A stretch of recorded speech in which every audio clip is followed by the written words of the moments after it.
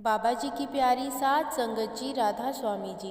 संगत जी, पिछले कुछ दिनों में बाबा जी कनाडा में थे और वहाँ की संगत को दर्शन दिए, सत्संग किया और उनके साथ सवाल जवाब भी किए।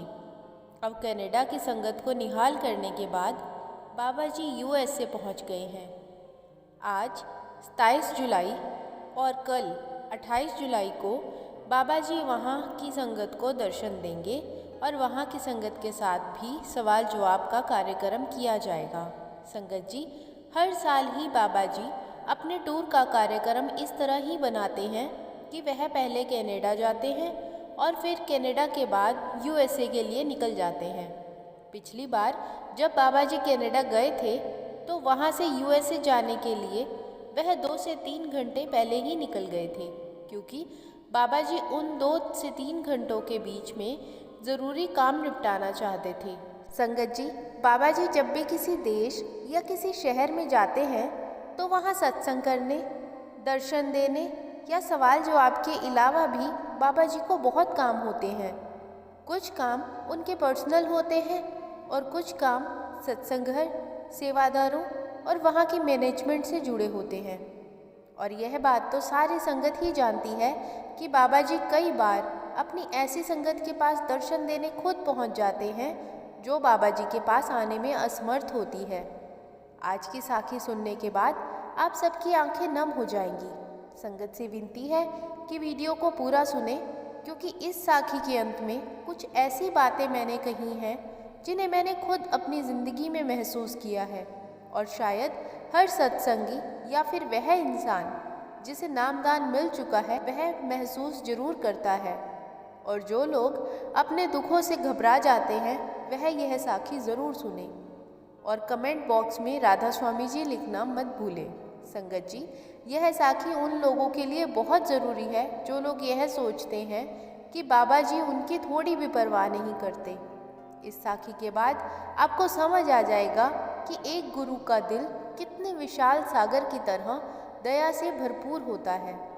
गुरु अगर अपनी मौज में हो तो वह हमारी बड़ी से बड़ी गलती को भी माफ़ कर सकता है। संगत जी, एक बार बाबा जी एयरपोर्ट जा रहे थे, तब उन्होंने अपने ड्राइवर से कहा कि गाड़ी को दूसरे रास्ते से ले जाया जाए और ड्राइवर ने बाबा जी के हुक्म को मानते हुए गाड़ी को उसी रास्ते पर मोड़ लिया जहाँ से बाबा जी ने कहा था। जो लोग बाबा जी के करीब रहते हैं वह उनके चमत्कारों से अनजान नहीं होते और उन्हें पता होता है कि अगर बाबा जी ने कोई बात कही है तो उसके पीछे ज़रूर कोई बड़ा कारण होगा और वह बाबा जी से कोई सवाल किए बिना बाबा जी के हुक्म को पूरा करते हैं। अब जहाँ बाबा जी ने गाड़ी ले जाने के लिए कहा था वह रास्ता बहुत लंबा था और रास्ते में कई गांव भी आने वाले थे। रास्ते में एक गांव में से निकलते हुए बाबा जी ने एक घर के आगे गाड़ी को रुकवा दिया। तब बाबा जी गाड़ी से उतरे और उस घर की तरफ चलने लगे। बाबा जी के साथ साथ उनके सेवादार और ड्राइवर भी चलने लगे। तब बाबा जी ने उन्हें बाहर ही इंतज़ार करने के लिए कहा और कहा कि मुझे यहाँ किसी से मिलकर आना है, मैं थोड़ी देर में आ जाऊँगा। तब बाबा जी अपने साथ सिर्फ एक सेवादार को उस घर के अंदर लेकर गए। बाबा जी के सेवादार ने उस घर का दरवाज़ा खटखटाया। कुछ देर इंतज़ार करने के बाद एक बुज़ुर्ग बीबी ने दरवाज़ा खोला। बाबा जी उसके सामने खड़े थे, लेकिन वह बाबा जी को पहचान ही नहीं पाई, क्योंकि कुछ तो उसकी नज़र कमज़ोर थी और उसे यह उम्मीद भी नहीं थी कि बाबा जी उसके घर खुद उसे दर्शन देने चले आएंगे। वह बीबी पूछने लगी कि आप लोग कौन हैं और किससे मिलना है। तब बाबा जी ने कहा कि हम आपके पति से मिलने आए हैं और उनका हालचाल जानने आए हैं। हमें पता लगा कि वह काफ़ी लंबे समय से बीमार हैं। अब बीबी ने सोचा कि शायद यह उनके पति के कोई पहचान वाले हो सकते हैं। बीबी ने उन्हें अंदर आने को कहा। संगत जी, इस बीबी के पति डिप्रेशन की बीमारी से जूझ रहे थे। कहने को तो डिप्रेशन कोई बड़ी बीमारी नहीं लगती, लेकिन जिसके साथ यह हालात बीत रहे होते हैं, इस बीमारी की गंभीरता के बारे में सिर्फ वह मरीज़ और उसके परिवार वाले ही जानते हैं। इस बीबी के पति को डिप्रेशन उनके बच्चों के कारण ही हुआ। इनके 2 बच्चे थे और वह दोनों ही इन्हें इनके बुढ़ापे में अकेले छोड़कर चले गए।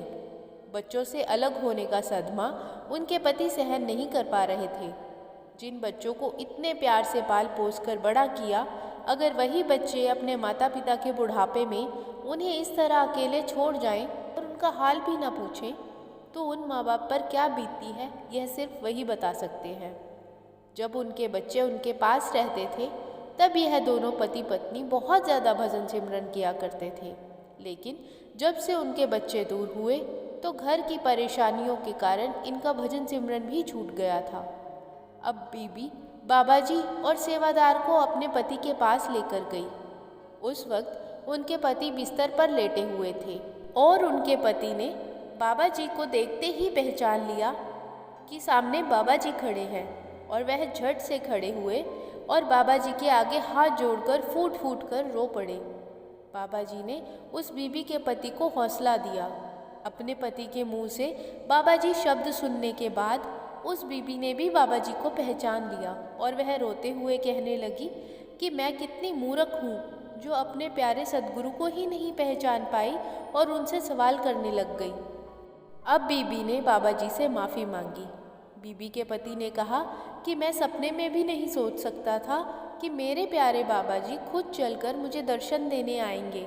बाबा जी ने कहा कि इस बार आप सत्संग घर में नहीं आए, तो मैंने सोचा क्यों ना मैं खुद ही आपके पास आ जाऊं। इसके बाद उस बीबी के पति बहुत रोए और कहने लगे कि बाबा जी, आपका शुक्र है जो मुझ जैसे को आप दर्शन देने उसके पास ही पहुंच गए। फिर बाबा जी ने उन्हें कहा कि जब से आपने सत्संग घर आना बंद किया है, तब से आपकी पत्नी भी वहाँ नहीं आ पाती। जैसे संगत को अपने गुरु के दर्शन करने की इच्छा होती है और उससे उन्हें खुशी मिलती है, ऐसे ही मुझे भी मेरी संगत के दर्शन करके खुशी मिलती है और शांति मिलती है। इसलिए मैंने सोचा कि मैं इस बार कनाडा आया ही हूँ, तो क्यों ना आपसे मिलता चलूँ।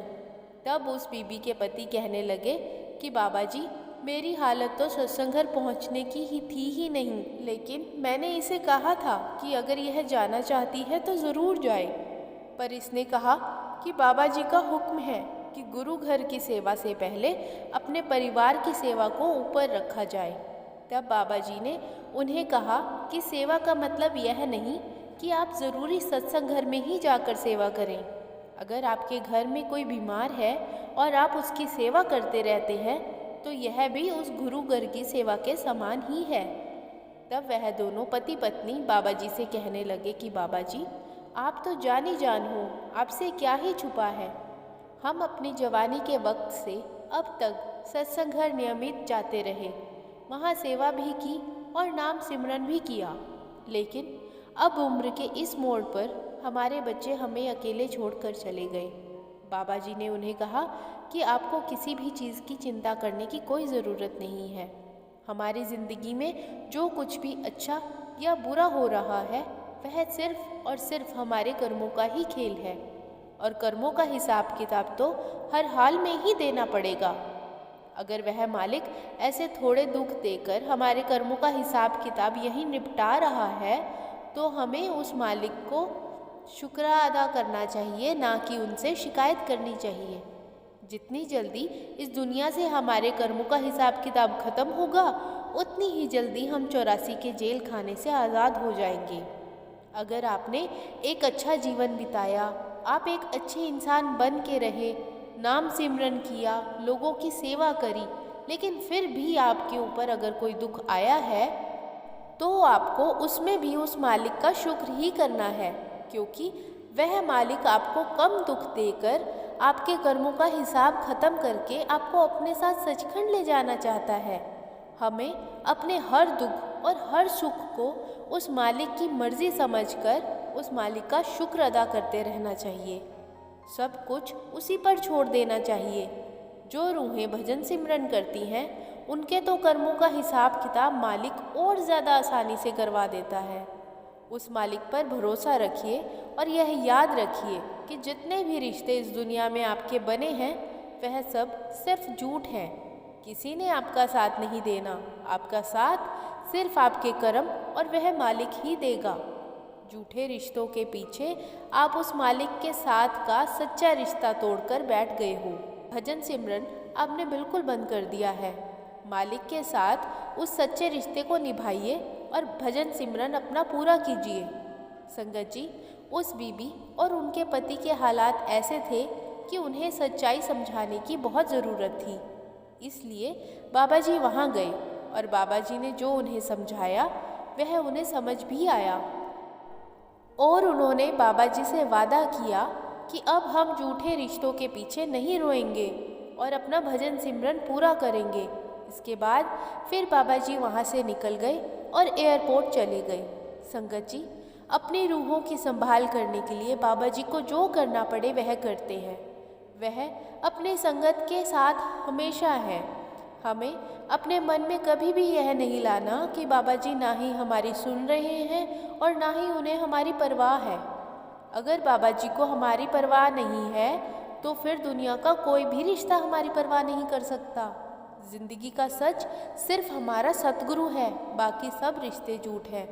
हो सकता है किसी घर में कोई परेशानी चल रही हो, कोई बीमार हो, लेकिन इन हालातों में हमें बाबा जी को जिम्मेदार ठहराने की जगह या उनसे लड़ने की जगह भजन सिमरन पर ध्यान देना है।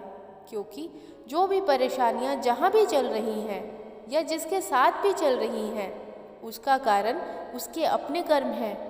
बाबा जी तो खुद ही हमें इन कर्मों के जाल से बाहर निकालना चाहते हैं।